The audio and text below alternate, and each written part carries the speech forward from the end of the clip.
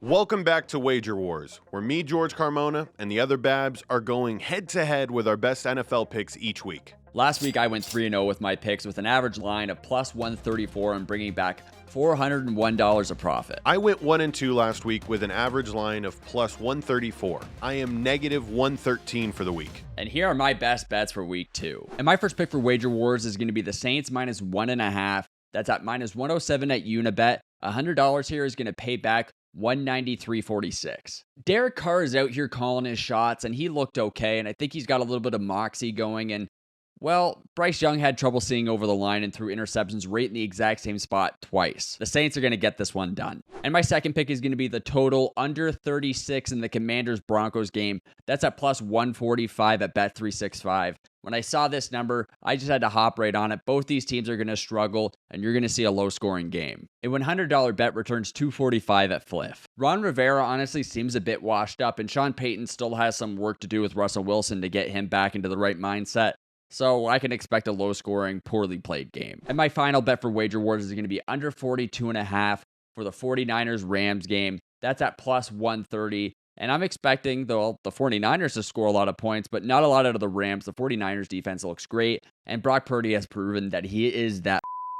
A $100 bet here pays $230 at Bet365. My first pick for Wager Wars this week is going to be the Bucks at minus 5.5. That's coming in at plus 134 odds. A $100 bet will return $234. You're going to find that at plus 134 on FanDuel. You're going to have to buy the points and inflate that line, but let me tell you something right now. I'm wearing the Bruce Springsteen t-shirt for a reason. Baker Mayfield is a real American, just like Bruce was, all right? Make sure that you are taking the Bucks this week and take them because they made it to the playoffs last year, ladies and gentlemen. That defense is for real. My second pick this week for Wager Wars is going to be the Ravens money line, and that's coming in at plus 160. A $100 bet on this will win you $260. The reason why you need to take the Ravens this week is because the Bengals are hurting. Joe Burrow had less passing yards than your local Pop Warner 10-year-old in his last game last Saturday. The Bengals aren't ready. The Ravens are the team that everybody needs to put on notice right now because Lamar's going for MVP number 2. My third pick this week for Wager Wars is going to be the Patriots coming in at plus 2. That's coming in at minus $105 odds. That means that if you put $100 down on it, it will return you $195. Now, let me tell you why the Patriots are a team you should be afraid of. At home last week against the team that was a Super Bowl runner-up, they stood their ground. And do you think it was because Tom Brady was in the building? No. It's because Bill Belichick is still one of the greatest coaches. And let me tell you one thing. If there's one guy in the NFL that knows how to slow down that electric Miami Dolphins offense, it's Bill Belichick. So I see, Rob, that you took my Saints. Why are you so confident in the Saints going into a Monday night football game? You know, it's prime time. There is no prime time Derek Carr stats out there that should make you worried, but it is a bigger stage. And do you think Bryce Young could step up this week? Yeah, honestly, I like the Saints. Derek Carr called this shot. He looks like he's got a little bit of moxie going on. And honestly, it's a bad Monday night slate. Like, these are not good teams that people are going to be watching this season. Neither of these teams are going to be making the playoffs. But I do like the Saints to be able to get it done. Derek Carr just seems like he's got a bit of it going on right now. Rob, I also saw that you took the under in the Commanders game. I had made a tweet this past weekend saying that if you took the under on Commanders and Cardinals games for the remainder of the year, I think you would be a plus better. Yeah, if you look at both these rosters, they're trying to fill valuable spots with fundamentally flawed players, and I don't have a lot of faith in either of the coaching staffs. And I'm looking at your Bucks pick. I like Tampa Bay. Baker Mayfield's been my guy for a long time. I think he's been done dirty. And the Bucks defense, like you said, is really good. But the 5.5, I don't know. That might be cutting it close. I can see this game being like a 2 or a 3. So the reason why I said 5.5, and I thought that was interesting right there, is because when they played the Vikings this past weekend, it wasn't the offense that surprised me. It was the defense and the way that they're able to contain the run. The Vikings were struggling all day with that. And when you got a quarterback that's looking to, go back to what he was last season, Justin Fields is going to try to make a lot of Justin Fields plays.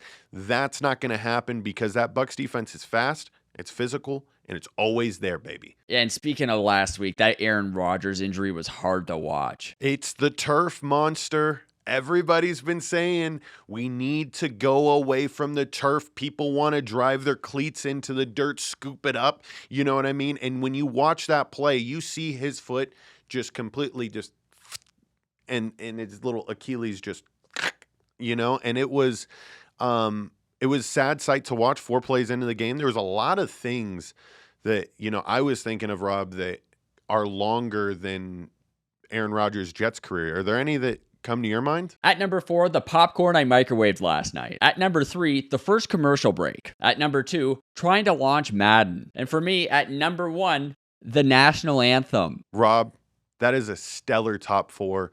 Off the top of my head, it took me longer to fill up with my tank of gas this morning than Aaron Rodgers playing in the Jets uniform. On a good night, I can my lady longer than Aaron Rodgers played as a Jet. And that's an impressive night. That's impressive. One of the most interesting things that I saw this past weekend was the way that these tackles, specifically the Kansas City Chiefs tackle, the way that he was like practically lining up in the backfield and getting a perfect snap. I was yelling false start all night. Apparently, I don't know what false start is or what being on the line is anymore, Rob. What do you feel about that? It was like we were back in the 1940s and he was lining up as a wingback. I can't believe they got away with it, but week 2, that is not going to fly. That's going to get cracked down on. How does that even happen? And we also saw in college football, guys were motioning in front of the line. I think you're going to see some NFL teams potentially adopt this too. It was a lot of weird stuff we saw this past week. Mike McDaniels was one of those coaches that was like, yes. I didn't want them to find out about it, but it was already in the playbook type of guy. People in the NFL, you got to remember, college football, it's a little more wild. We didn't see too many trick plays early on or anything that was razzle-dazzle. Expect that to start coming in right around week 3 when everybody kind of understands the base packages from everybody. Andy Reid, maybe the first team to do it with the Chiefs? I don't know.